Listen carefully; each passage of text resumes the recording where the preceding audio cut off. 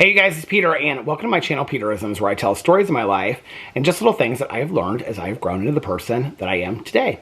And happy Monday. I hope that you guys had a fantastic weekend, an amazing, a magically amazing weekend, and I hope that you got rested and relaxed and rejuvenated and refreshed for the week. I hope that this is a great week. I hope that we're all going to have a great week. And yeah, so let's get into it. So I thought that we would start today off with a meditation, and then depending on if you guys leave me any questions or any topics that you would like me to address, I can make further videos about that this week. And if you guys want me to read the meditations, let me know in the comment section. Do you want me to read the meditations?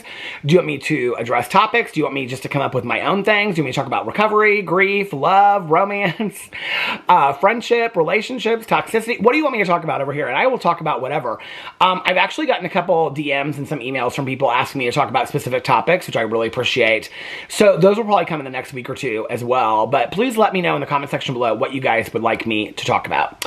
So let's look at the language of letting go today, of which I still have, all these years later, the half-price book tag on here for, how much did I pay for this? I paid $8.48 several years ago. Okay, so let's get into this. Let's see what today's meditation is. It is October 7th.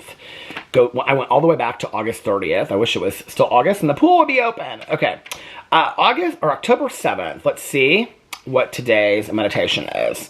Letting go of naivete. I want to look at the last two. You know what? Actually, yesterday's taking care of ourselves would be a really, really good meditation for me.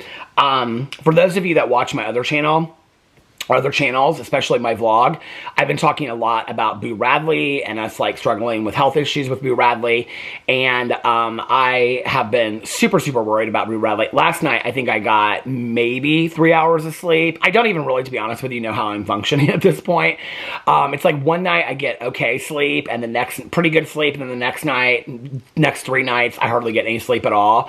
And so this weekend I talked about the need to take care of myself. And it's interesting because this meditation's coming up. Actually, it's really interesting because I've even said this on my vlog.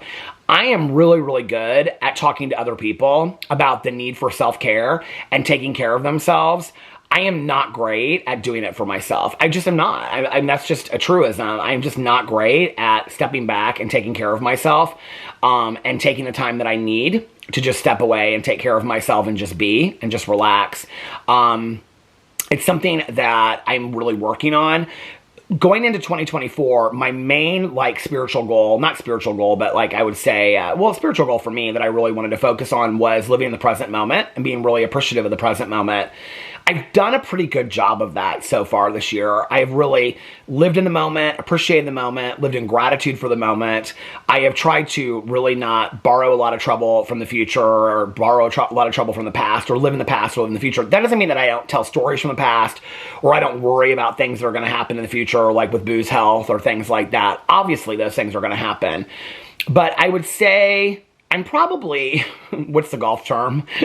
Something par. I'm probably hitting, about, I would say 65 to 70% of the time, I'm doing pretty good at either living in the moment or reminding myself to live in the moment. And I think 65 to 70% is probably pretty good, for me right now. I really didn't think I'd do that well at all. So I think going into 2025, I think my goal for 2025 is going to be to continue to live in the present moment as well, but also to do a lot more self-care and define what does that look like for me and what ways can I do better self-care.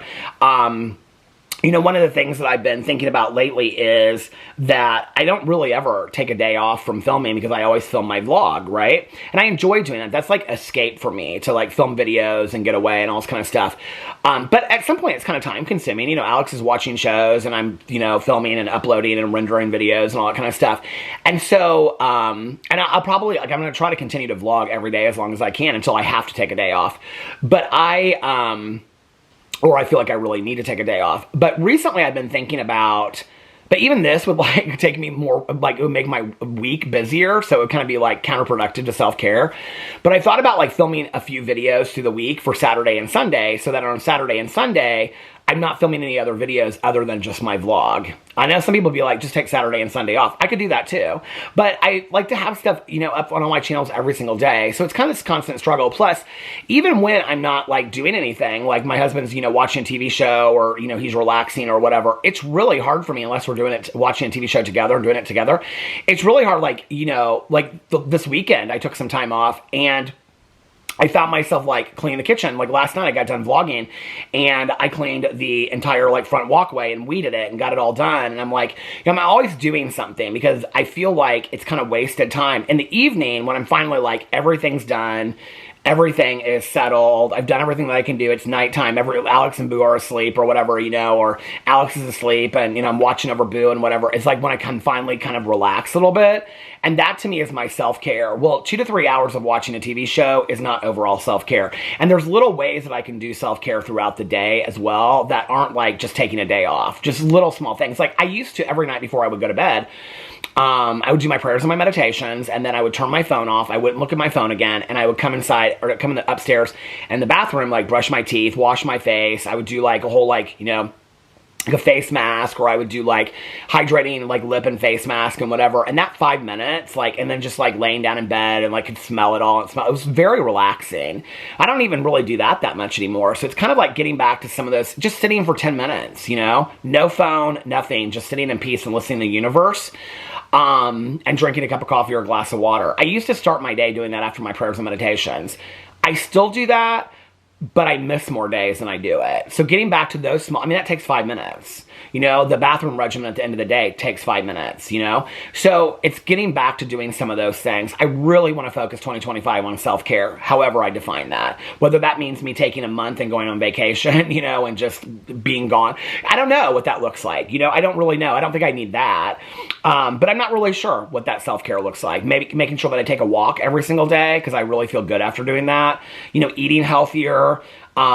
You know, self-care can look like everything from taking care of your good physical health to your good mental health to all of it. So I don't really know what that looks like for me. It's a question that I have to ask myself. So I think it's interesting that this meditation is coming up today because this is something I've been thinking a lot about. Taking care of ourselves, October 6th. So this is from yesterday. It's healthy, wise, and loving to be considerate and responsible to the feelings and needs of others. That's different from caretaking. Caretaking is a self-defeating and certainly a relationship-defeating behavior. Oh, this is interesting. A behavior that backfires and can cause us to feel resentful and victimized. Because ultimately, what we feel, want, and need will come to the surface. Some people seem to invite emotional caretaking. We can learn to refuse the invitation. We can be concerned. We can be loving when possible, but we can place value on our own needs and feelings too.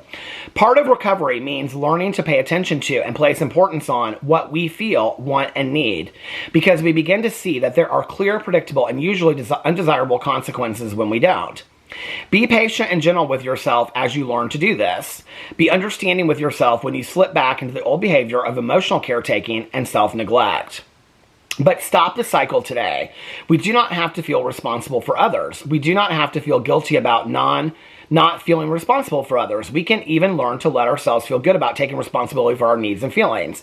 Today I will evaluate whether I've slipped into my old behavior of taking responsibility for others' feelings and needs while neglecting my own. I will own my power, right, and responsibility to place value on myself. Well, that's not really what I was talking about today, but that was a good meditation, I think, for a lot of people out there, that when you're taking care of so many people, and it almost becomes kind of like this martyrdom, I think that's what she's saying, the difference between taking care of somebody and being a caretaker, is that there's almost kind of a martyrdom, right? Like, well, I can't possibly take care of myself because I have all these other people to take care of. Well, I think the old adage is true, that you can't really, like I said, like on the back of my coin when I got out of treatment, you have to first be a value to yourself. You must first be a value to yourself before you can be a value to somebody else. If you aren't taking care of yourself, you have nothing to give somebody else. Like, I know that.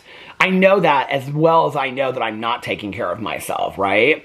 And that I'm deficient in that area, which is why I know that I need to work on that. So when you're taking care of all these people and you're constantly screaming, I'm taking care of all these people, if you knew what I was doing for all, because you want to shout that, right? You want validation from that. Maybe that's all you need is validation. maybe you just need to look at your spouse or your friend or your sister or whoever and say, could you just give me some validation for the fact that I'm doing a hell of a lot? Like, I'm visiting mom 3 days a week, or she's living with us, or, I'm taking, grandma dinner every single night, or calling her and nobody else is. Can you at least just give me some validation, or ask for it from a friend that you'll get it from, or look in the mirror and know it for yourself to be true? I have a lot of friends, I feel like, right now. I think that's like kind of as you get older, that's something that when your friends are or your parents are elderly and you're dealing with all that kind of stuff, it's like, I have so many friends of mine whose parents are like in memory care units or assisted living, and it's like, they'll go and maybe one of their sibling out of 4 and the other 2 are just like, they don't ever call, they don't ever check, and then they feel like I'm doing everything. And on top of that, like working and raising a family and putting meals on, it's like, it's too much, right? It just feels like, how much can I do? And I think that that's a very, very real feeling. I think that's why it's important to set boundaries and limits with people and let them know there's only so much I can handle. There's only so much I can do. I can't do it all, right? And to let people know that. And you don't have to go to a place of anger. I think it's just kind of a side note on that, which this is nothing in comparison, but just taking care of Boo Radley, our little dog that's having seizures, and getting his medication regimen, our timing, getting it all set up. And today we been moving it. And so today is like the final day of like having it set in place. And there's a lot of discussion of like Alex and I, like, okay, I mean, he has to go out like every 20 to 30 minutes. And so taking him outside, and like, if I'm too tired looking at Alex and being like, babe, can you please take him out? And Alex will be like, yeah, no problem. Or if Alex is like, I've got to go to bed because I've got to go to work, and Boo Radley's still up and he's pacing and he's walking around, and I'll be like, I'll take him downstairs. He can walk around downstairs while I'm watching a show. I'll keep an eye on him. I'll take him out every 20 minutes. It's communicating to each other, and I think my husband and I are both really good about saying to each other, thank you so much for taking care of this, or, I have to get up for work tomorrow. He'll say to me, or I'll say, thank you so much for letting me sleep in and giving him his meds this morning. I think it's acknowledging it. I think one thing that's really helped a lot in marriage counseling, I mean, long before the situation with Boo Radley, but years ago, is that I think at some point in a marriage or a relationship, even a friendship, we stop acknowledging the nice things that people do for us, right? Like, we're quick to criticize when somebody doesn't do something for us, or we're quick to criticize or get upset when somebody does something that hurts our feelings, or they don't remember something, or they don't bring us flowers even though we never asked for flowers. Like, I heard somebody say that to me years ago, like, my husband doesn't bring me flowers, and yeah, it's just like, okay, did you ever ask for flowers? I think that's, kind of like an interesting kind of thing. And I think that's an adage for like, we don't ask for what we need in relationships, And I think the other thing is that Alex and I have definitely learned in marriage counseling is acknowledging the positive, not just criticizing the negative. It's like those moments where, we split our chores, but we don't really. It's like, we just know that there are certain chores that he does and certain chores that I do.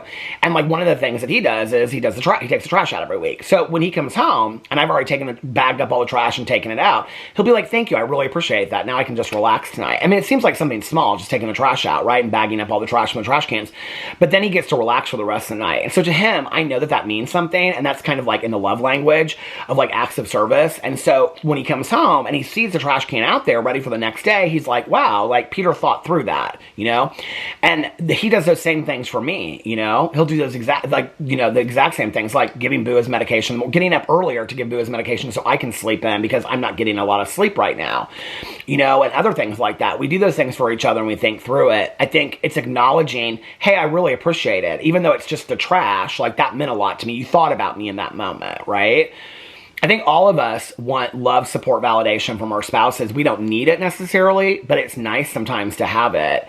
And so I think that this meditation, which is medication for the soul, I think this meditation is important because what it's saying is, while we're taking care of other people, self-care is important, which is kind of how I started this whole meditation to begin with, talking about, I really believe that you don't have anything to give if you're not taking care of yourself. And to be honest with you, I can say it from the mountaintops, and I'm always the first one to forget it. I always have, with all my friends on the phone, like when I'm talking to them, they're going through a really hard time. I'm always like, are you taking care of yourself? Like, are you taking moments for yourself? Even if that just means you're going up the street and getting a cup of coffee or a fountain pop, or driving around listening to your favorite song, or, taking a nap for 20 minutes or sitting on the back porch. Like, are you doing something for yourself? But when it comes to me, I so quickly forget it.